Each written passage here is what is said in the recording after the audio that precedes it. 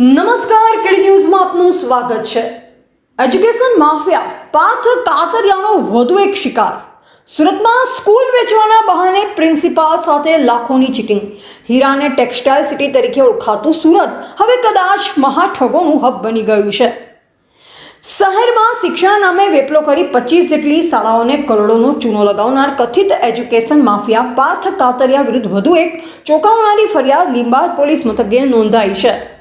આ વખતે આરોપી એક સિનિયર સિટીઝન અને સ્કૂલના ટ્રસ્ટીને પોતાની માયાજાળમાં ફસાવી ₹11 લાખની ડીલમાં લાખો રૂપિયાનો ધૂમો માર્યો હોવાનું સામે આવ્યું છે।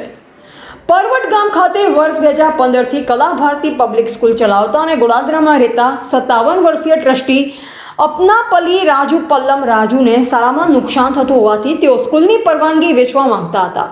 આ દરમિયાન જૂન 2024માં અન્ય એક શાળાના સંચાલક મારફતે તેમની મુલાકાત 26 વર્ષના કથિત ભેજાબાજ પાર્થ પ્રવીણભાઈ કાતરિયા રહે વૈભવ લક્ઝુરિયા પૂર્ણા કુંભારિયા સાથે થઈ હતી।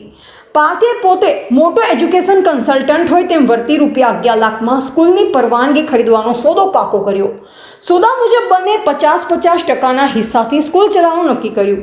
પાર્થ કાતરિયાએ ફરિયાદી ટ્રસ્ટીને ₹5.50 લાખના ચેકો આપ્યા, પરંતુ જ્યારે ચેક બેંકમાં નખાયા ત્યારે પાર્થની અસલી દાનત સામે આવી। કાગળના ટુકડા જેવા ચેકોમાંથી ફરિયાદીને માંડ ₹2,25,000 જ મળ્યા। બાકીની રકમ ચૂકવ્યા વગર જ વિશ્વાસ જીતી પાર્થે ડિસેમ્બર 2024થી સ્કૂલનો સંપૂર્ણ વહીવટ પોતાના હસ્તક લઈ લીધો।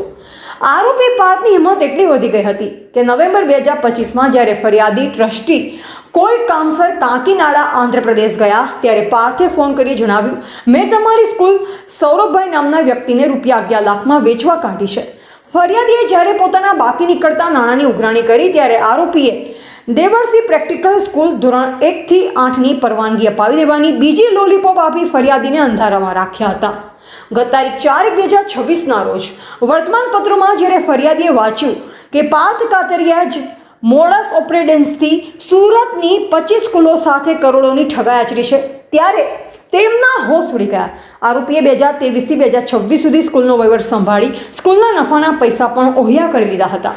અગાઉ ગોડાદરા પોલીસ સ્ટેશનમાં ₹15 લાખની છેતરપિંડીની અરજી થતાં આરોપી પોલીસ સમક્ષ હાજર થયો ન હતો, જેથી આખરે કંટાળી ફરિયાદીએ લીંબાદ પોલીસના પીઆઈ સમક્ષ ન્યાયની ગુહાર લગાવી છે। પોલીસે આરોપી પાર્થ કાતરિયા વિરુદ્ધ ભારતીય ન્યાય સંહિતા BNSની કલમ 316(2) ગુનાહિત વિશ્વાસઘાત, 318(4) છેતરપિંડી અને 351(2) ધમકી મુજબ ગુનો નોંધી તેને જેલના સળિયા પાછળ ધકેલવાના ચક્ર ગતિમાન કર્યા છે।